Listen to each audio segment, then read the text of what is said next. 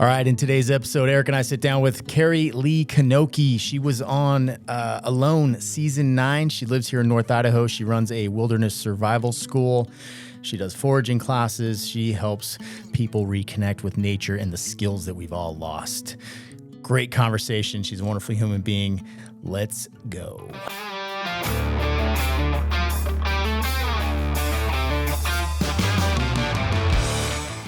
Hey, welcome to the North Idaho Experience, a podcast for the people of North Idaho and those who are North Idaho curious.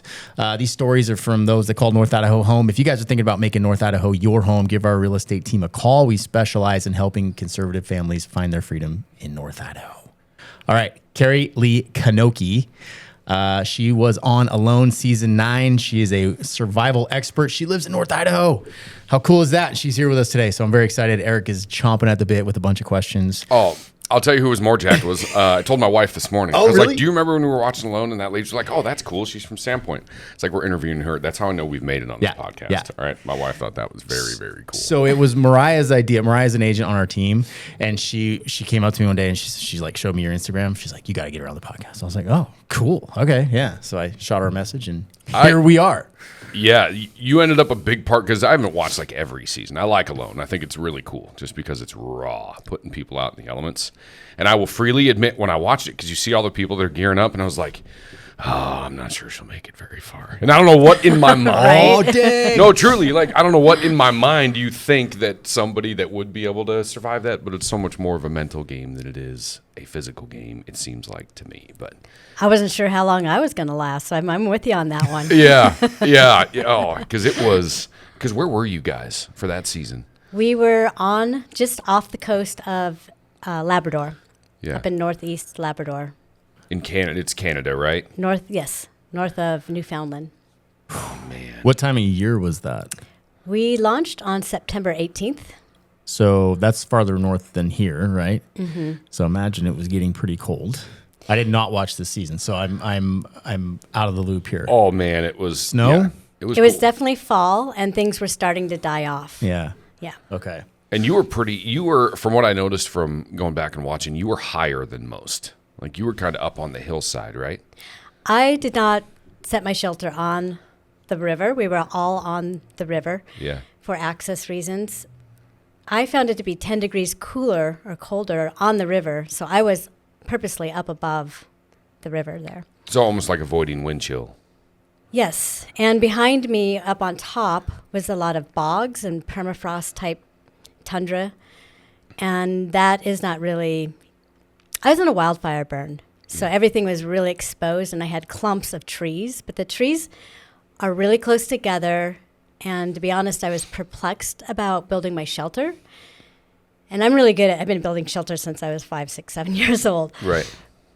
But I was perplexed because I don't want to be exposed in the wildfire burn, and I didn't want to be in the trees because they're cold and close, and it's a foot of moss, really dense, cold, wet, and you can't see predators, and it just kind of... I don't want to go in there. It's kind of spooky, you know. I want to be out here where I can see things. And it took about 2 weeks before it finally dawned on me that my whole landscape, the whole hillside I was camping on, I say camping. To me, that's what I was doing. It was still fun. Yeah. That's... was all clay. And that's where I got the idea of digging into the hillside and making a clay earth ship is basically what I did. But it took a while to figure out what I wanted to do. And I didn't want to be down by the river. And up behind me was all bog, so I don't want to be up there. And I was about 2/3 of the way up the hill. And it was actually phenomenal because I was on a small hillside or a small ridge. I called it Blueberry Hill. It's where I first shot the grouse. But then on one side of me was a taller ridge, and the other side of me was also a taller ridge.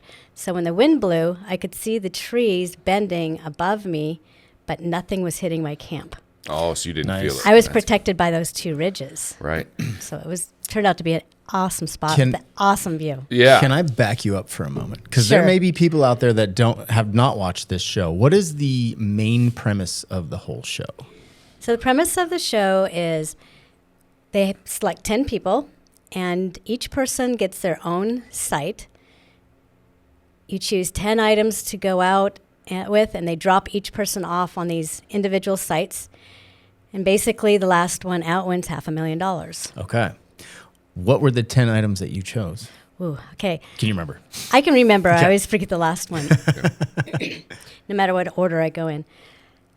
I had my ferro rod to start a fire, 2-quart pot, sleeping bag, negative 60-degree sleeping bag, my Leatherman, bow and arrow, fishing line and hooks, trapping wire. So those are the 3 ways I could get food. Pemmican, which was my food ration. Got 2 more to go. Tarp? Did you have a tarp? No. No tarp. No Okay. tarp. A knife, or was that just My the Leatherman? knife. Okay. Oh, no, that was a Leatherman. Okay. Oh, yes, an axe. I'll tell you, no matter what order I go in, I forget the 9th one or the 10th one. That's But okay. it's pretty It basic, gives yes. us a rough Pretty idea. basic. Did you have a shovel? Because you said you dug out. I wanted to bring a shovel, Yeah. and if that would have been my 11th item. Yeah, okay. Yeah. But something beat it out. Okay. Yes, So I didn't know I needed the shovel till I got there. Like, oh, man. If you could go back and do it all over, would you change any of those items? Ooh. I would. Yeah. I would. And it really depends on where you're going. There's some tricks and tips of things I'd learned, and I'm going to do that next time. Right. Oh, paracord, that's the 10th one. Okay. I would probably leave That's a good one. the paracord behind and bring a tarp, because I can make paracord out of the tarp. Oh. There's a there lot you of go. things like Tips that. and tricks. And how long do you guys have? How much of a warning do you get for where you're going, like rough geographic location, or do they just kind of They string it out. Really? They spring it on you at the last First, they minute. say 2 months out, we're like, you're going to a cold, wet climate. It's like, okay, Sweet. so Can we just go somewhere buckskin is warm? out. Yeah. Yeah. Well, I'm a primitive skills instructor. I wanted to bring my buckskins. I wanted to have my fur jacket and all this Yeah. stuff. Like, wet? I have to go with technical gear, which Yeah. isn't my style, but that's what I did. You know, do you want to look good or do you want to survive? Yeah. Yeah. What, so as far as clothes, you just get what you have on your back? You basically get 2 changes. Okay. You have a fall outfit and a winter outfit. So you have to be very conscious and figure out how they're going to work together and layer together. Mm-hmm. You did get 6 pairs of socks, but basically you have 2 of everything, 2 pairs of boots, 2 pairs of everything. Okay. And that's it. Is there any human interaction? I mean, it is alone, but did you bump into any of the other participants? No, they make it it's very hard to actually bump into someone. We have a geo fence. So if we're walking around, our GPS will let us know that we hit our border. Okay. And then we have to turn around and not like the Hunger Games where they release Right. the werewolf dogs on you. You went too far. So we film ourselves, which makes the show very authentic. Yeah. It also slows you down by about 50%. That was going to be You want to get your stuff done. Like, Yeah. I'm sure there's obligations. Like you need this much footage per day at this time. That would be challenging in and of itself because it's a whole bunch of gear that isn't survival gear that you're required to, Right. that takes away from time that you're surviving. and you have to carry it around, plus your safety pack, the Right. three devices of communication if there's an emergency, plus the camera gear, plus. So there's a lot of extra work to carry that gear around. And every time you're filming something really cool, and you look up and like, dang, there's the red light. I'm out of battery. And I got to film it all over again. Right. The only human interaction we have is during our medical checks. And they're very conscious about not disturbing us or taking us out of our zone. So they'll send in the camera crew to change out our batteries, make sure the camera stuff's good. Then they disappear. Safety person will come, check our safety gear, they disappear, and then the medical team comes out and does their check. That's But it's limited interaction. Like they're very not- limited, and they come about, every 10 days or so, depending on weather and Right. depending on a lot of things they don't tell you about. Yeah. That's fair. Was that a struggle for you not interacting? I think that would be very hard for me. I love people. I I just wanted to be alone. Yeah. Okay. And at first I was like, oh, they always come on the sunny days and like, you guys, I got a lot of stuff I want to do right now. Yeah. It's a beautiful sunny day. And they're like, oh, wow, this is a gorgeous day. Like, yeah. It is. Can you get out of my Go camper? away. Get out, Yeah, go get- away. But yeah, towards the end, they would come and you'd get a smile on your face like, hi. Right. Got to fake it a little bit. Yeah. What was the biggest challenge for you then?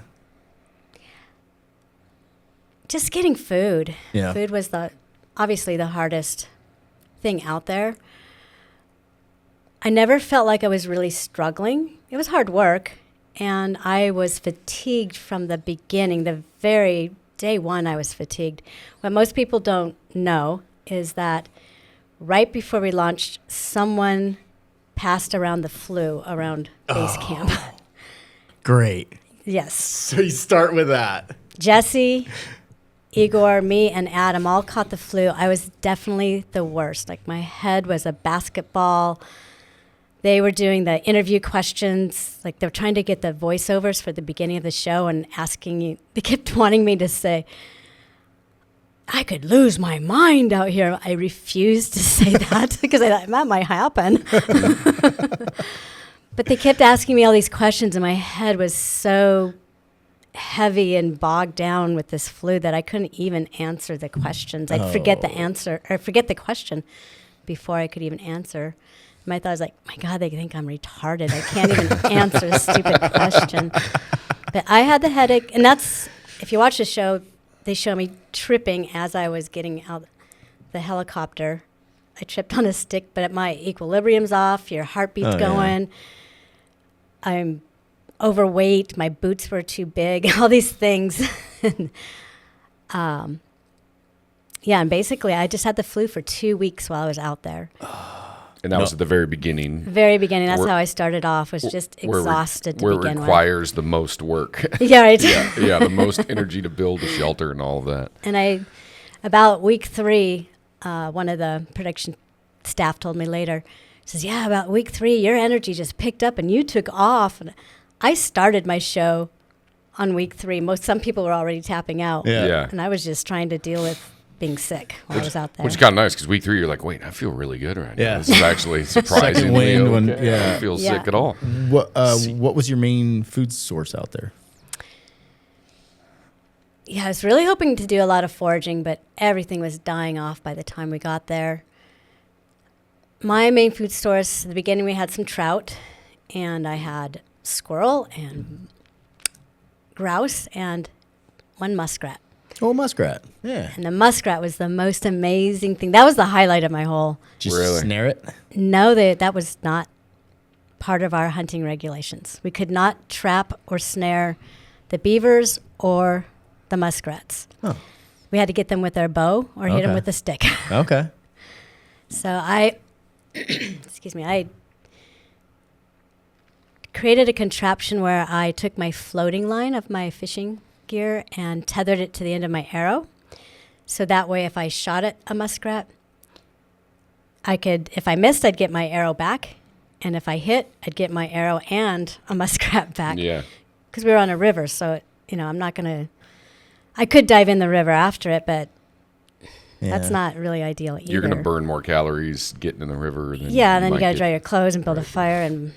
But I had muskrats swimming back and forth in front of me every day while I was fishing, and it's like, I got to figure out how to get one of those. Yeah. They're probably good. They're a little fatty, right? I mean, They're so I good. bet that would be tasty. So good. I didn't know that, is this going to taste musky? Or Yeah. I don't even know how it's going to taste. But what it really tasted like was roasted duck. Oh. On the show, I said it tastes like beaver, but once I had the second bite, it's like, no, it's not. It's not beaver at all. This tastes like duck. Huh. It's so good. Well, it had to be fatty. Lots of fat. Yeah, because they're in a super cold water, so that protects them. Mm-hmm. That's pretty wild. That is, yeah. But once I got one, they disappeared. They didn't trust They me knew. anymore. Yeah, they knew. Like, She's out to get us. what Dang happened it. to Sam? What about water? Were you able to drink it directly, or were you having to boil everything? I didn't take the chance. I felt like I could drink the water Yeah. out of the river. I was very fortunate that right next to my shelter, I had spring water, actually 2 springs on both sides. However, I also knew that the spring water was coming from the bogs above me, which I didn't trust. And you ask these questions, for $500,000, am I going to boil my water? Yeah, I'm going to You're do damn that. right Yeah. I'm going to. Yeah, I'm gonna do that. And that was my carrot for a lot of things. Like, I'm not going to take that chance that there's $500,000 on the line that I normally would have if I'm out in the woods by myself or doing something. It seems like, I mean, obviously, we've gone camping, but I've never been, how long were we out there? 75 days. 75 days. Okay. I've never done that. And it seems there'd be challenges, especially living in the modern world we live in now. But it also seems like there's a certain beauty in it, in the intentionality of life. Like your entire focus is to survive and make yourself comfortable. I feel like that would be pretty rewarding. I mean, I think you live that lifestyle normally, somewhat. I don't know a lot about how you live, but I'm guessing there's a beauty in that. And I think modern society is missing that. Yeah, so I do live off. I've been off grid for now 27 years, living in a yurt. I used to live on 40 acres surrounded by state land, so I would hunt and forage and do a lot of those things anyway, just as part of my lifestyle. Mm-hmm. I adopted a lot of the primitive skills that I'm really passionate about. So I wear buckskin. I didn't today, but I often wear buckskin, and I just love providing for myself and living off the land as much as I can. That doesn't mean I go to the store and, I buy butter and rice and things like that. But my goal was really to see how much I can live off the land. So my only source of heat is firewood. I collect rainwater. I'm not connected to anything. Basically, I'm living a primitive lifestyle, but I live in a 30-foot yurt, modern yurt. So it's pretty good insulation, and that's a modern part. But I kind of have 1 foot in the modern world and 1 foot in the primitive world. So going out on the show, one of the producers asked me the questions like, "You're working so hard, and this must be hard for me." Like, not really. I'm not pulling in 3 cords of firewood. I just have a bunch of sticks. I'm digging in the dirt, but if I was at home, I'd be putting my garden to bed and harvesting all that food, and that's a lot of work. And and in my mind, I was doing the same things, but on a much smaller scale. So yes, it is hard work. And with the lack of food, that tends to, wear you down, obviously. But I really wasn't doing anything much different than I would be doing at home. So That's pretty wild. What? How did you get on this path? I mean, was it from childhood that you've been drawn to that lifestyle? yes. So ever since I was 8 years old. Where'd you grow up? Oh, I grew up just north of Seattle in the Bothell-Kenmore area. Back then it was a small town. And then we also had property in Duval where nobody even heard of it. It's 7 miles out of Duval. We were neighbors with Weyerhaeuser. So that was way out in the woods. And I just we did a lot of backpacking as kids. My dad used to take us out. So that was kind of my connection with my father, having him take us out into the woods all the time. But ever since I read My Side of the Mountain, that's all I wanted to do. It's like, I want to go out and survive off the woods just like he did, and build a shelter in a dugout stump and befriend all the animals. And that was really where my passion came from and drove me. But of course, life happens. I went to college, did all those things you're supposed to do, got a career, and I eventually, after 5 or 7 years of my career, I used to work at Microsoft, Pemco Insurance, AT&T. Oh, like corporate world. The corporate world, yes. Okay. Oh, yeah. I had, and back then, slacks for women consultants were only allowed at Microsoft on Fridays. All the other places, especially Pemco Insurance, we could only wear dress suits, or I don't even know what they call them. Dress suits. Oh, like a Pantsuit? business suit, like what do you call A business suit. it? Like a woman would wear, obviously, yeah. Right, but not slacks. We had to wear skirts and high nylons and high. It was the 80s and 90s with big hair and makeup and all that. And I finally just was stuck in traffic with all the pollution. I have this image of you in traffic and you're just like walking away from the car. Yeah, into I'm the out. Yep. Basically, I was stuck in Seattle traffic for the number, I don't know how many times I realized this pollution's not going away. Mm-hmm. And I promised myself as a kid I would never live somewhere where there was pollution. And it just hit me really hard, like, I have to move. I can't be here anymore. So I traveled for 3 years and I ended up in Sandpoint. Wow. It's like I got out. How? What did you do to make money while you were traveling? And I had some money saved up from the corporate world. Not a lot, but some money saved up, and I traveled for 3 years on $10,000 and tried to make money as I go. It's kind of the bohemian gypsy hippie trying to. Yeah. Well, if I buy import stuff from Guatemala, and I can go to these fairs, and I'm trying to do my art and make jewelry and do all that stuff. I made it stretch out for 3 years. That's pretty cool. And then I ran out, rolled my truck. Oh, no. I got to go to get a job. So I went to Sandpoint and got a job as a lift operator and a bartender. Oh, hell yeah. And made $50 a day where I used to make $50 an hour. Right. But I was happy, so who cares? You can't put a price on that. Yeah. Okay, so what do you do now? Now I have a wilderness school called Sacred Cedars Wilderness School. It's in Sandpoint. And I teach various classes, primitive skills. I teach primitive wilderness living skills. So compared to like Jessie Krebs, who was on the show, she's a military SEER instructor. And her expertise is survival, like something's gone wrong, and she'll get you home in 24 hours. Mm-hmm. With my background, I'm primitive wilderness living, so I will teach you how to stay out there and live out there. So there's a different perspective of what survival is. Mm-hmm. And I just recently, last week, had a retreat, a 5-day women's retreat called Survival Sisterhood, which was absolutely amazing. Jessie was there. I brought in all these different instructors that had these different perspectives of what survival really is.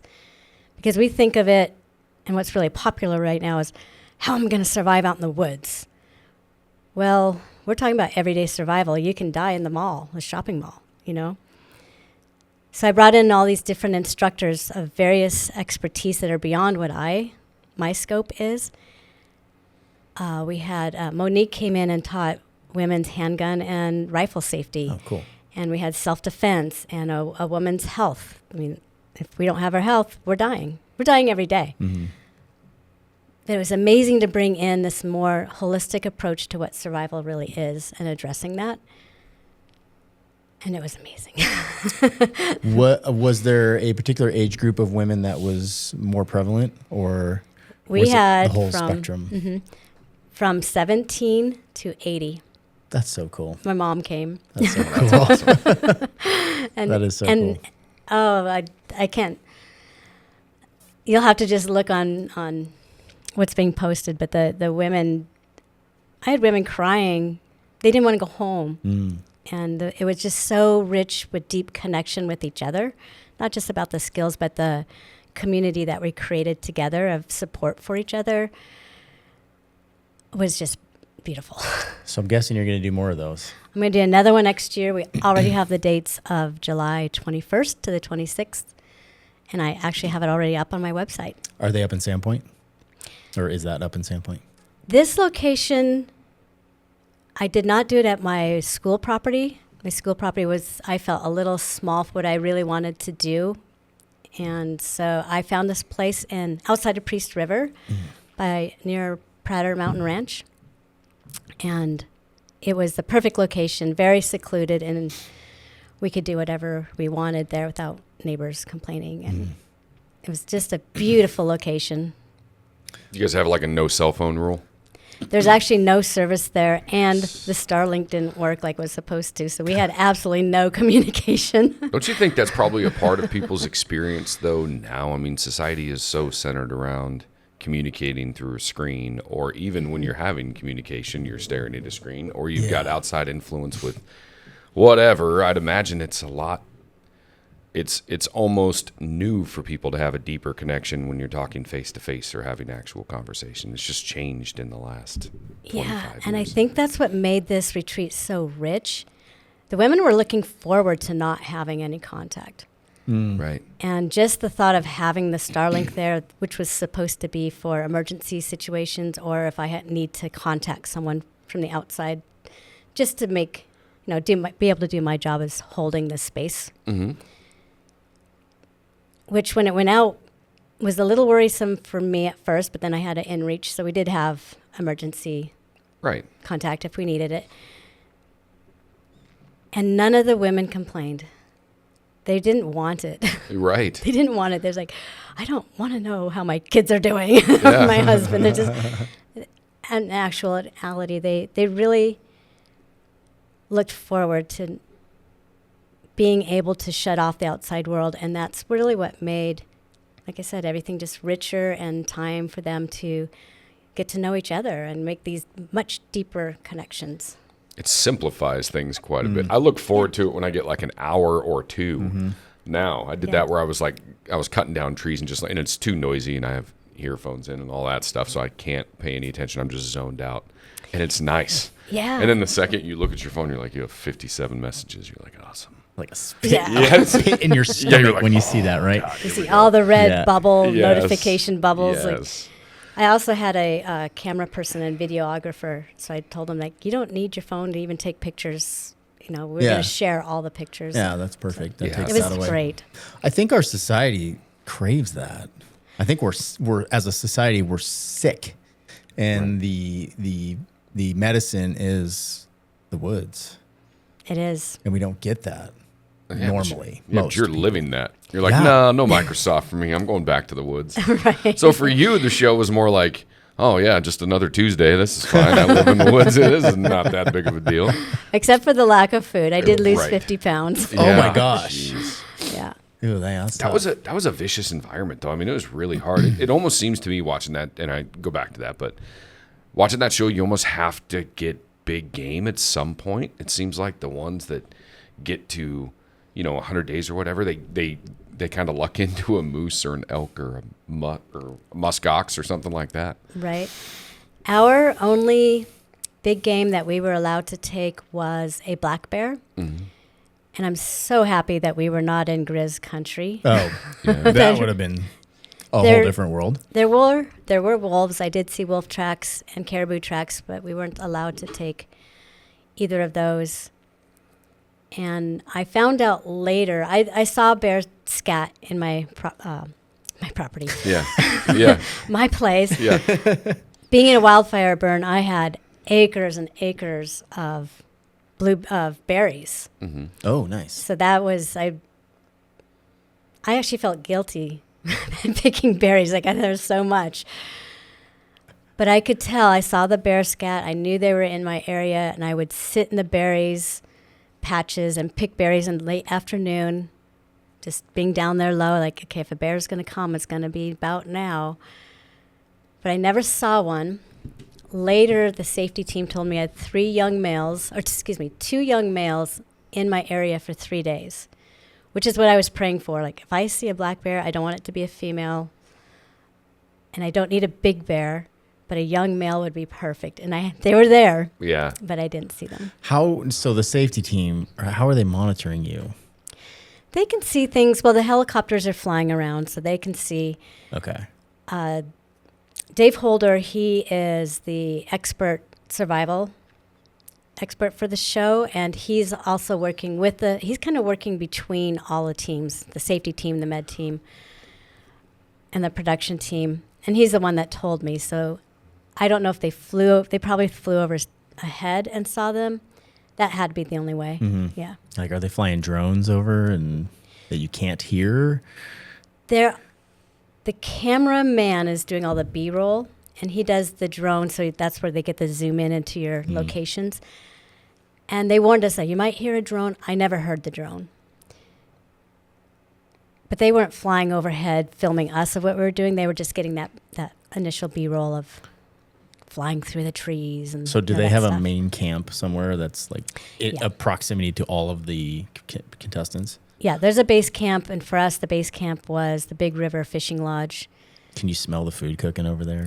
They wafted it. Yeah. I couldn't, but if the wind was right, I could, no. Cooking bacon down there. Yeah.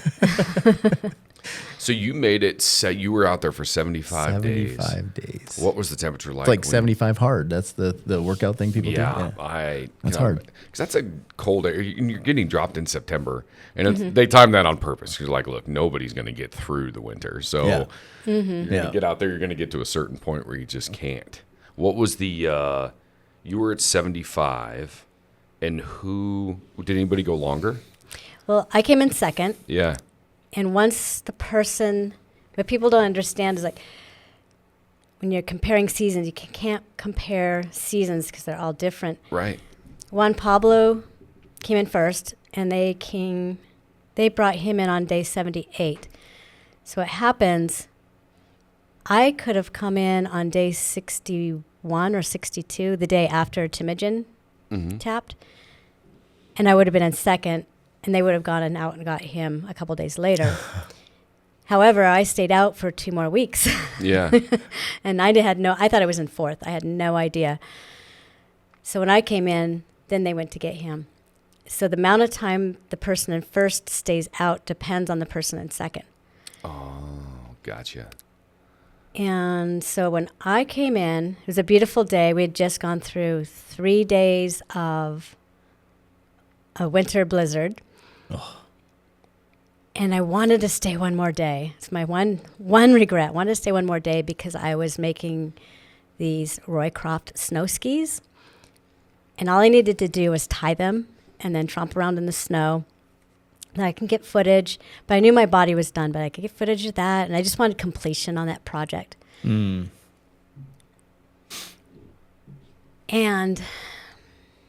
that's what I really wanted. But I was playing with the camera. Like, I'm thinking about tapping out. And then I was like, never mind, I'm going to stay. But the problem was to tie, it was 15 degrees, which I didn't know. But it was really cold that day. I had holes in my gloves, and to tie knots, I'd have to take my gloves off. And then every knot, I'd have to warm up my fingers and my armpits or start a fire, which is, the firewood in my place sucked. It was very low BTUs, and it smoked a lot. I couldn't just leave the fire and let it burn. Every 10 minutes, I had to tend to it. And that's a lot of calories. So to finish these skis, though it sounds simple, would have taken me the whole day to do, just to keep my fingers warm. But what really happened is I was playing with the camera and going through the pros and cons of, should I tap, should I not? It's a sunny day now. But what if, and usually there'd be like 3 days of sun and then 3 days, the weather changed every 3 days. But the question is, what if it doesn't? What if storm comes back in?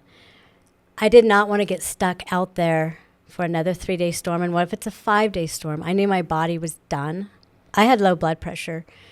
I'd already was getting dizzy, and I knew it was just time to go. And then when I pulled my bow and I couldn't pull it, that was my awakening thing. Like, oh, wow, I can't pull my bow. My traps are buried in the snow. Fishing's done. It's just like there's no food source. Right. I won't say no food source. There was a snowshoe hare behind my shelter that I've been trying to track and catch for many days. But my concern was, if the weather doesn't hold, I'm going to get stuck out here. And that can be detrimental to my health. And it wasn't worth it. Long term. Long term. And I'm getting back around to the weather question. So when I came in, they had to bring in his girlfriend. So that took 2 days to get there. And then they went to get him. The last night he was out there was -9. Oof. That following day, they evacuated all of us, production, the kitchen, the aftercare team, all of us, everyone.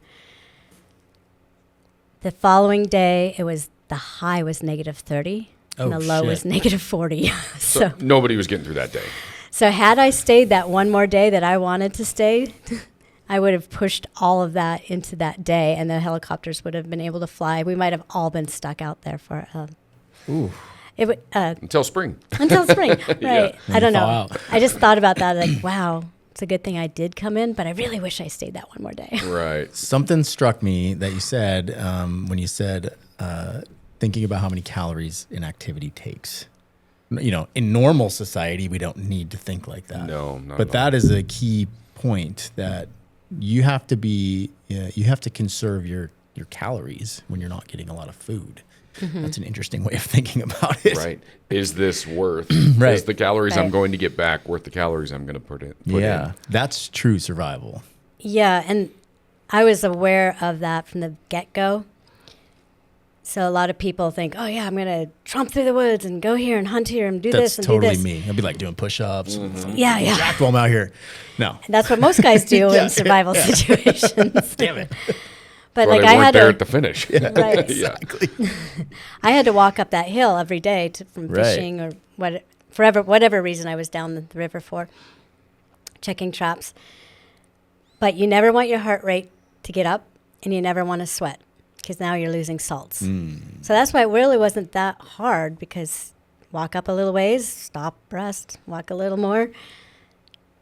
If you're pushing yourself and you're sweating and your heart rate is up, you're wasting your calories. So you just have to slow down, and I was just very methodical and conscientious of how many calories I was burning.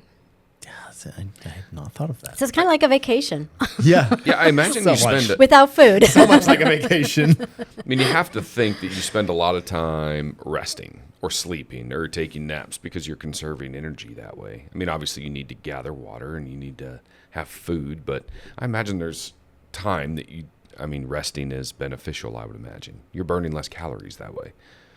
Yes, and the nights are getting longer, so there's plenty of time for rest. When it's daylight, you want to get your stuff done. Mm-hmm. So as time continued, because you're in your shelter, you wouldn't and buried in your sleeping bag, you don't always know it's daylight yet. Mm-hmm. And then when it is, it's like, oh my gosh, it's like 9 o'clock already, or 9:30, and really you just wasted the first 2 hours of your day, and it might only be 6 hours or 8 hours of daylight. So you really want to use your daylight hours and do what you need to do, Yeah. because you have plenty of time to rest. Do you think there's any chance you'd go back? I'd love to. Yeah? Yeah. No, that's cool. Take another shot at it. It's funny watching those because you just see so many different personalities on there, and some fight it. Like, no, I'm going to fight the environment and I'm going to win and I'm going to dominate. I'm not going to say it's the military guys, but sometimes it's that mentality, right? They're going to go through and it's just going to be fighting it the whole way. You didn't. You just kind of rolled with it. You could tell that you lived that lifestyle because you just kind of you worked with the area you were in. You know, you were you weren't surviving it. You were just living in it. Yes. And in the beginning, like I said, I had the flu, which kind of held me back. Well, I missed out on two things. I didn't do so great with the fishing because of the flu. And I also never got the chance to really do a good recon mission of my whole area. There's places I knew that I wanted to go to at my site, and I actually tried 3 times, but I couldn't quite get there. I knew there was another creek on the back side of my site. I just saw it on the helicopter. I knew I had some little background information about the area, and I saw the river on a map. It's like, oh, I was told there's some really good fishing in that river. That was outside information I gathered before I launched. I gleaned. Yeah. And then when we went over in the helicopter, and I was like, oh, what's that river? And the pilot's like, I said, is that the so-and-so river? And they're like, yeah, that's the backside of your site. And I'm like, oh. And I just like instantly took the image in my head of the picture of my site. Not that you can really remember. It was probably 5 miles away, but I tried to get to that creek.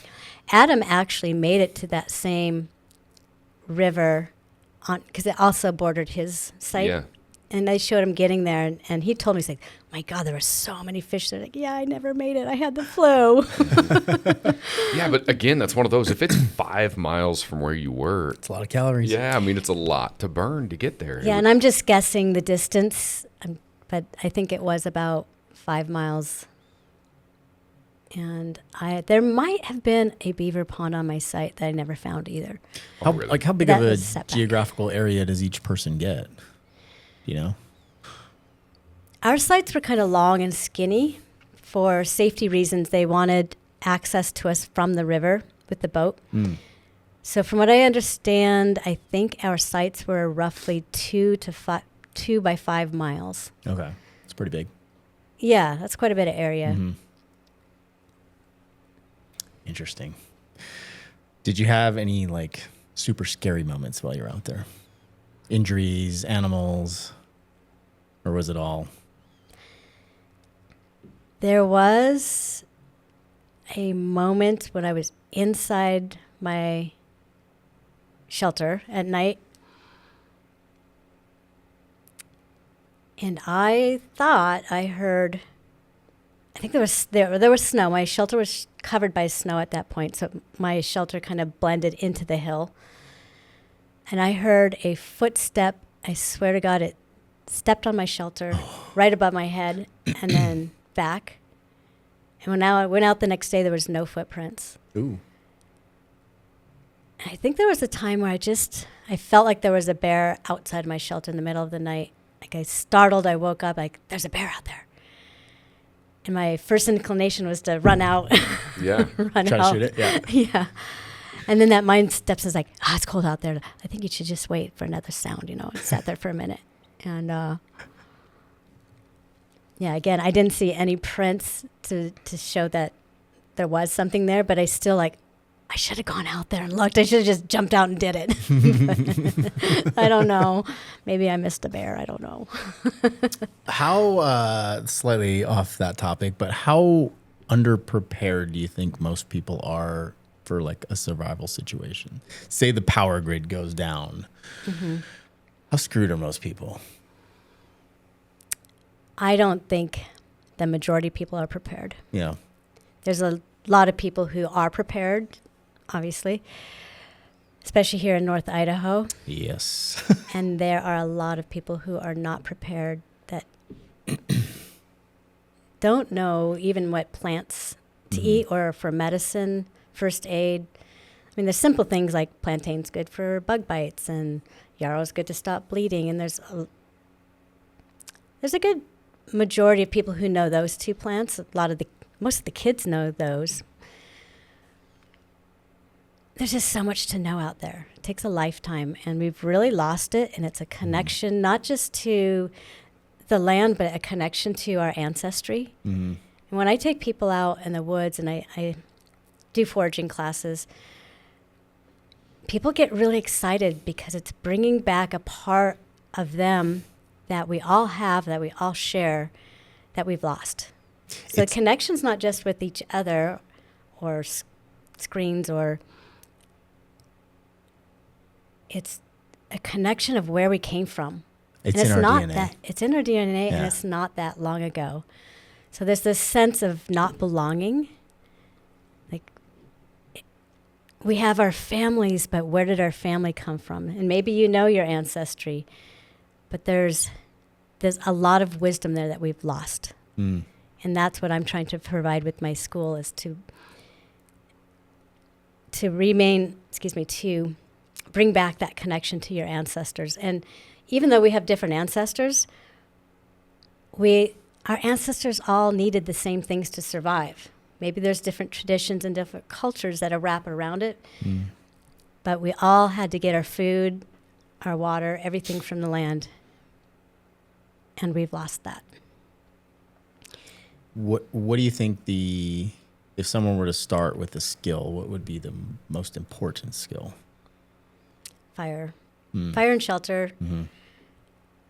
I also teach knife safety, because that's usually your number one tool is your knife.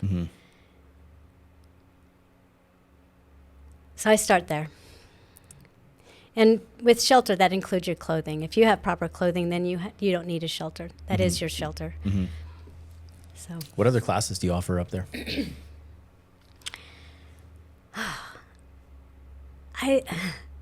I'm doing a drum class, but I have foraging. I like to You said cover. drums. Yes. Yes. So I have to share this with you. That was 2 years ago. There was a gal, and I can't remember her name, but she does a drum making class. And we went and we made, so we all have big drums. And you can like choose the height. Eric's looking at me because Eric is like, he's always like, you're such a hippie, dude. And I know I don't look like a hippie, but it's in there. It's compliment. There's a little hippiness to you, dude. There's a little bit. It's complimentary. Buddy. So yeah, I can't remember who chose what, but mine's an elk hide. Somebody had a bison, somebody had a horse and deer. And drum circles are cool. And I know you're out there and you're thinking whatever, but they're cool. And it taps into something, a primal, it is in our DNA. When the drums are going and the rhythm catches up and you're like, oh, shit. Yeah, drums are part of our ancestry, as part of the ancestral world, not just for music and entertainment, but also for spiritual reasons. And I think that's a really commonality around the world. Other classes, I like to play with dead animals. Okay. Meaning, Clarify that. Yeah. Meaning that I like to use the whole animal. So when I go hunting, it's not about the meat. I like to render the fat. You can make candles and soap and all kinds of things with the fat. You can eat it. I use the hides to make clothes or bags. You can use the hooves to make rattles. You can make drums and all kinds of things. You use the bones for either bone broth or you can make bone tools. It's endless. The antlers, you can make little buttons. And so, yeah, and I love to make the clothes out of fur and do bark tanning and brain tanning. And so I teach those kind of classes. Last year I did a 9-day hide camp where we went from harvesting, we used sheep, but from harvesting a animal all the way to the end of making clothes. So brain tanning, and then we did buckskin sewing. That is so cool. That would be cool. Did the whole thing. That would be cool. You're neat. Yeah. Thank you. Yeah. You're into some cool stuff. Oh my gosh. What a great skill. So we need to learn. How do you think the sublease would feel about us starting a fire in here? I feel like that should have been a part. That should have been a part of this. We could have brought in the dead animal. If he'd have walked through and we were skinning something out and making clothes out of it, I feel like that would have really highlighted this. That would be cool. It would be cool. I was fascinated when I was a kid. I had my own little trap line. When you were talking about muskrat, I've trapped muskrats. And I would just get them for the hide. I never ate them, but cool. And I was always interested in trying to learn how to tan. I never got good at it, but it was always on my mind. I think it's a neat skill and it's lost. Well, I love the idea of taking it from using Everything, part. yeah. And just going. I think it's important for any person that consumes meat or that hunts or anything to have an understanding of how to do that. Because we're so disconnected. Well, and our ancestors, that was the thing, right? Like they was using it for tools. I mean, that was a huge, bountiful resource, not just for food. Pretty cool. Yeah, and I like knowing especially these days, knowing where my food comes from. Right. Yes, definitely. Yeah, we're gonna do meat chickens next year, so I'm prepared. I've been prepping my kids. I told you I'm sending my son over. You're gonna send your son over. Yeah, 100%. After that, Eric sent me a video of him. What is just like a dead chicken was in the just a coop, dead chicken, and he was and he- trying to get it with a shovel. Yes. and he's just all freaked out by it. And he's a tough kid. He's a tough kid. He's like good athlete and all that stuff. Oh, yeah. And all of those things. He's so disconnected. Like this entire conversation, I can't help but think of him as like, oh God, I don't know what he would do 3 days in the woods. I have no idea.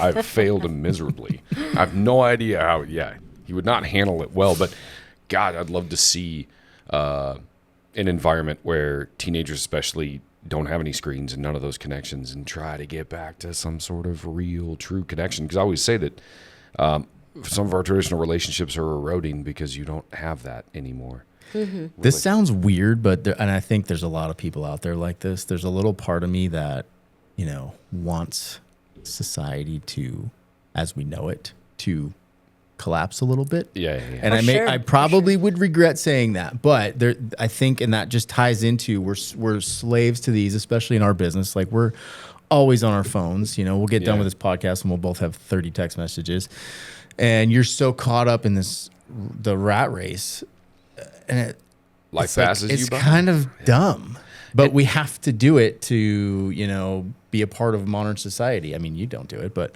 you're doing a good job. You don't have to. Yeah, I guess you don't have to, but and maybe that's just what I've been raised to believe, that I do have to. But I think a lot of us just crave a simpler life.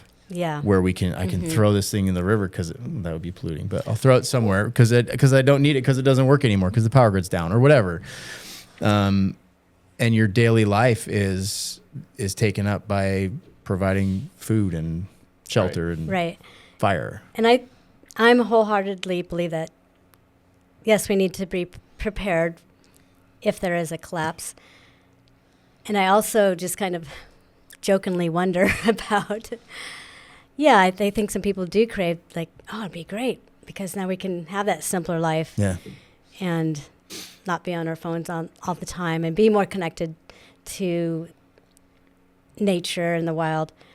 And then there's also that part of me that's like, I've spent $100,000 to create my survival property, or probably millions of dollars. And if we don't collapse, that's going to be a wasted investment, right? Yeah. So some people have that. I'm just imagining that some people are going to be really disappointed if their investment is wasted. Doesn't. I guess maybe living in the dual world is the best bet. So you're not fully banking on the end of times, but you're prepared for it, and at least as much as you can. But then also, living in modern society and maybe in a way that's more healthy and more sustainable. Yeah, I just like to, be prepared, but have a positive, healthy mindset, and not be living out of fear that, oh my God. Yes, SH or whatever. Because there are those people. There are those people that are like every day. They're like, they're listening. Yeah, that's gonna kill you. They're listening to somebody on YouTube, not us, and and it's just beaten to their brain. Society's gonna collapse any day now. I get people to text me that stuff all the time, and I'm like, maybe it'll take another 100 years. I don't know. Yeah, we can't. Don't wait on it. Predict anything. Yeah, live your life. Live your life. Be positive and help each other out. Yeah. How many people ask you, if shit does go bad, can you be on our team? Do you get that question a lot? You're about to. You have very important skill set. Yes. My friends say that all the time to me. Yeah. And just saying, you're coming with us. We have another skill set that involves shooting and fighting. Like we're really good at that stuff. So a little more violent. You need help. Yeah, I just tell them, come on out, but stop at my freezers and grab my food. Yeah, totally. I don't have power out here. Gosh, there is something to that though. Like you think about the, or just the mentality or psyche of modern stuff. I find myself, it's almost when I watch shows like that, or I see a movie about like a shipwreck or somebody on an island and they have to survive. It's almost like a fantasy. Not that I want that, right? Because you'd be like, this sucks, but I don't have to answer any emails. That's cool. There's a yearning tied to survival and being out amongst it, and then cultivating your own food and doing some of that. That's why that show is popular. I think there's people that want to see themselves in that, maybe don't want to do it, but want to see if they can actually manage it. I mean, it creates so much better interconnectedness with people, which is something we all crave, right? Because you need that tribe then, I think, to survive. You need multiple different skill sets to protect the tribe, to forage for food and hunt and all of that. But it was a tighter connection. Everybody had their role. Yes. How hard was it to adjust when you came back? Oh, was there an adjustment? Good question. Period? Ooh, that's where I struggled the most. Really? Yes. Yes. When you just spent 2.5 months talking to a camera, and you're talking what are you doing? Why are you doing? How do I feel about it? You lose your filters. I lost my filters. I remember coming back, flying into Toronto and seeing the sea of lights. And I'm looking out the window And I'm just like, why do we live so excessively? And I saw a flashing billboard sign, and I was yelling out the window, like, why do we need flashing red, yellow, and blue billboard signs that tell us where to buy cigarettes? If you smoke cigarettes, you know where to buy them. And I was just literally yelling out the window, and I turned around, and everybody's looking at me like, oops. Oh, I'm around other people. I forgot. I didn't realize I was speaking out loud, but that was the hardest part. I didn't want to come home. I didn't want to cross into the border. Labrador at that time had 0 cases and that's where I was coming from. This was during times. So coming back, now I'm walking back into this whole world drama thing going on that I got to escape. Chaos. Yeah. So I didn't want to come back into that. I cried coming home. And then once I woke up in the morning and I was back in my yurt in my bed, I'm like, I can breathe. There was like 3 days I could not breathe, just coming back. But you're very open, very raw, very tender, very weak in my case.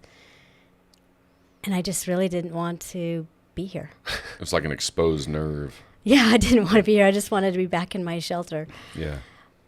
So it was very rough. And it was 3 months before I tried to touch my computer at 2.5 months, and I could only work for about 2 hours, and that was it. And then I got Shit. So it was 3 months before I could even go back and start working. And then I realized, like, oh my gosh, the show's coming out in a couple months, and I got to get my website. I really had to force myself to jump back in. But it took a good year,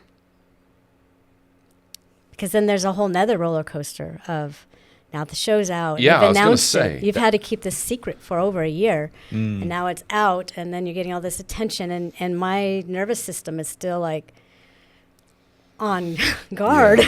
Yeah. And so then that rides out, and then it goes on Netflix. So it took, to be honest, I was in a place, not only was I overwhelmed, but I lost my compassion. I lost my filters. I was very judgmental, and I lost my compassion. And I hated it. And I knew I was acting in a certain way, and all I could do was not see people. It's like and I have a healing practice. I couldn't do my healing practice because I couldn't hold space for anyone else. So that was very tough, and that took 3 years. Wow. Yeah. And then I finally was able to step out of, I had a lot of grief. There was a lot of grief, probably coming from childhood. And I wasn't able to deal with that grief until the whole wave of the show's out. Okay, now it's on Netflix. Now it's global. And then once that ended, I had the opportunity to look within and just bubbled up old grief and depression from the grief. And then once that cleared out, I was like, wow, I'm back. And now I can hold space for other people. And so then I opened up my healing practice back up again. So yeah, I would say 3 years for the complete. Wow. Are you Well, I'm definitely in phases. Yeah, because I was like, all right, yeah, it takes a couple months to get but I didn't think about that. I mean, because you go to a completely different place. Are you glad you did it? Oh, yeah. Yeah. And it really helped me. I guess it pushed you into that healing process, huh? Yeah, that healing process I've been suppressing or had been there since childhood of what we humans do to this planet, and continue to do. Right. It's just this really deep grief that I've been holding my whole life. Gosh. Finally, like, whew, Feels good. Have you talked to other people that were on the show, and did they have similar experiences? That's a great question. Yes, we all talk to each other, and there is definitely a commonality about coming back, especially if you're out there for a period of time. It's interesting because you have, shared misery brings people together like nothing else, but you didn't have contact during the show, so you weren't like in proximity with each other, but you still have that shared misery. Right. Or experience.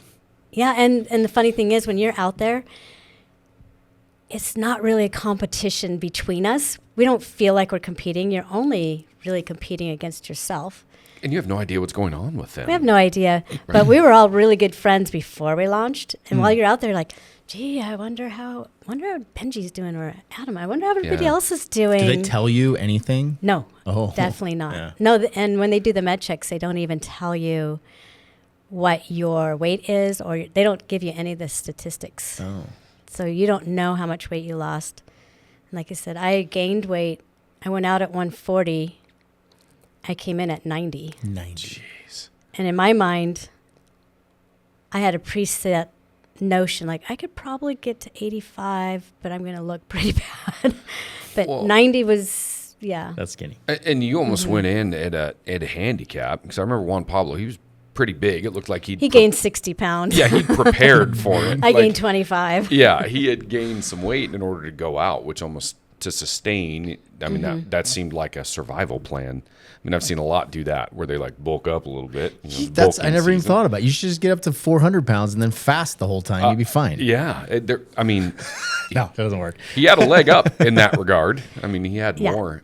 Did you guys all kind of have a feeling, and I just think it's natural, maybe it's just my background, but if there's 10 survivalists and you guys are all preparing for this show, did you guys have like a feeling of who? Oh, sure. Looking We're around. like, Looking around. Yeah. We're all sizing each other Oh, up, of course. you know? Yeah. Oh, yeah. Did you have a few in mind where you're like, oh, those are going to be strong contenders? And Yeah, I thought Benji would win. Benji, Terry, and Jesse. So I thought those three people were still out when I came in. Mm-hmm. I forgot about Juan Pablo. And the other parts, the crew, yeah, they're like, oh, yeah, Juan Pablo, because he's stubborn. yeah, But I guess I'm stubborn, too. yeah, definitely. But in reality, my vital signs were weak, and his vital signs were strong, because he's half my age, basically. Right. Yeah, absolutely. So, Well, like I said, I was pretty impressed, because maybe it's because you did have the flu, but I was like, oh, this will be fun to watch, but I don't think she's going to last that long. And then little did I know what was in there. It's like, nope, I'm just going to get along with the land and laugh my way through this whole thing, which Right. there was a lot of that. It was pretty impressive. yeah. Pretty impressive. I loved being there. Yeah. I loved being there. Gosh. And Cool. Well, you just don't know what somebody, it's just like any other circumstance, because we talk about it in law enforcement all the time. You don't know how you're going to respond to adversity until you're in it. Right. The person who you least expect is the most courageous or the most calm in that Yes. situation. Right. Yep. And you're like, oh. Oh, that's a little bit of a surprise. Didn't see that coming. Yeah, Yeah. exactly. Or the one 'Cause that you would can't expect tell. to perform really Right, well. and they don't. Right, and because they're wound super or whatever that is. Because in your situation, they're fighting it every day instead of kind of rolling with it. Mm-hmm. That's interesting. Yeah. That's a cool experience. I'll sit here and commend it and say how awesome it is to watch it. I don't want to do it. Okay? No, not 75 days. I'll go out with you for 5. Okay? Yeah, I would Okay. learn how I to would make do some that. fire. I would do that. Like that I think would be cool. come to family camp next weekend. Yeah? Oh, you have family camp? That's so cool. Family camp, not this weekend, but August 1st, 2nd, and 3rd. What do you guys do? Just basic skills? Yeah, and doing it in a game. Yeah. We're going to play the game of Alone, which a lot of kids do. Oh, I bet they would love So, like, when I was a kid, we played Little House on the Prairie. Yeah. I hear a lot of kids, they go outside and they want to play alone. And so we're going to do that as a family. So we'll learn some skills. So first day's orientation camp, we do the knife safety and fire and basic skills. Day 2, we break out into teams and we launch. So that's Saturday's all like the fall, the preparation part. And then day 3, crank up the intensity. Now it's winter and storm's coming in. Yeah. Are you ready? Yeah. And it's just Kids fun. would love that. That's so cool. Yeah. Yeah, and we go to the river and do some primitive fishing and have fun. So it's just a lot of fun playing games. That is awesome. Learning skills at the same that time. reminded me when I was in Boy Scouts when I was very young. I was probably 12, 13. There was something we did where we had to go stay over. We had to make our own shelter and stay overnight in it by ourselves. And it was like, Yeah, that would see? be fun. Yeah. My It was cool. My girls would dig that. Yeah. They're feral princesses anyways. They would probably enjoy themselves immensely. They Yeah. would be. Yeah. I think my youngest would eat a fish raw. I think that would Yeah. probably. I could see that. I think that's primitive fishing, right? She can get away with that. I was looking on your website. You have a book as well. The Art of Sacred Living. Is that a... Yeah, there's actually 2 things going on. So the book I've been writing for like 7 years. It's on hold right now. I'll come Okay. back to it this winter. Okay. And that book is really about connection to the land and how to live with reciprocity. And it's more about not how to do in the woods, like how to make a fire, how to do these things, but how to be in the woods. It's more about the soft skills of survival as opposed to the hard skills, which is what really people focus on in survival courses. But this is more about the soft skills. I do have another book I'm putting out. It'll be out in a few weeks. It's a pocket guide for foraging wild, edible, and medicinal plants. Okay. So we're in the I final. want that. We're on the final edits right now. Did you bring us a signed copy today? No, I'm just kidding. I want No, one. but you can pre-sale it right now. Deal. It's on the website. Deal. Okay. I For want foraging. one I of those. want that. That is a very important skill. And when you go out with somebody that knows their shit and they're like, oh, this. It's and, impressive. And I'm like, I didn't even, we look at these things every day and we don't know anything. Yeah, I'm going to do one more foraging class only because someone reached out and said, will you do a class for there's 4 of us? Like, okay. And you're not So doing in like August. the obvious things like huckleberries and mushrooms, but like there's a lot more out there, right? There's a lot more out there. Of course, yeah, and I really want to point out what's poisonous. Because if you look out into the landscape, especially in the Pacific or inland Northwest area, we're super fortunate because only, I would say, 5% of what's out there might kill you. Maybe 2% might kill you, or 5% you may get sick. So learn those first. Yeah. And then look at the rest of the That's plants. fair. Good way to do it. The rest of the 95%, I can eat all that. Might not get Take the a I can shot eat at it. pine You'd needles. probably be Yes, fine. absolutely. You'll probably Listen, be I am a fine. blunt instrument, all right? I would be a challenging student. Eric, don't eat that. I'm not going to promise. I Yeah. won't But if eat you need something smashed, like it. Yes, there we go. you shine there. Yes, thank you. I appreciate that. Everybody has a skill set. Yeah, I do a lot of backpacking, and one time I fell and landed right on my tailbone, and I crawled back after laying there for about an hour, crawled back to my camp. But so I rested for 24 hours, but the next day I was hiking in severe pains. Like, I just need to move on and be out of the place I was at. But I was eating Pearly Everlasting, which grows all over the sides of trails. And Pearly Everlasting is the white flower that's dry. When it blooms, it's actually a dried flower. So I was eating that mixed with huckleberries, and my pain level went from like a 7 or 8 down to a 3. No way. Next day, I went from a pain level 5 down to a 2. And I just kept eating and eating because it's anti-inflammatory. Yeah. So these things are they're there right on the side of the trail as you're walking. There's all kinds of food there. It makes me sad that, to think that, the native cultures that have lived here forever, like they knew all of this. It's forgotten. And we're losing it. Yeah, absolutely. Kills me. And it gets sprayed. Right. That too. St. John's wort, that's a noxious weed. We need to spray it all. It's one of the most powerful medicinal plants out there. And it's everywhere, isn't it? And it's everywhere. And it's so powerful that it contraindicates basically all pharmaceutical drugs because it is so powerful. No, we don't need that. We should just take more pills. Right. I think Yeah, we should take the more problem pills. is nobody can make money on it, right? Right. Exactly. Right. So they tell us lies and they sell us other crap. I'm getting that book. Yeah, me too. That's going to happen. Me too. I want to do that. I would And love. I would like to come up for a foraging class sometime. I am going to try to convince my wife to take us to go up there and do a Maybe we can bring the family team in up. the woods. Bring our whole team up. Yeah. Be fun. We're looking at August 12th for an impromptu foraging class. How many people can you take? I've had 20 to 30. Okay. That'd be a fun team thing, dude. It would be. Yeah. Writing that down. We need to get Dave in the woods. Get him back connected with nature. I love when he complains in the woods. That is a pretty enjoyable experience as well. Okay. I will link your website and the school website, or is that the main one that you use? The Sacred Cedars. My Wilderness website is karieleeknoke.com, Okay. but all the school information is all on there. Is on there. Okay. I have a store, the workshops, my healing practice, everything's all under one Okay. website. Cool. I will link that in the show notes for those, and I'm sure there will be some that want to get a hold of you and come take a class because clearly you know what you're doing. You're definitely an asset to the community.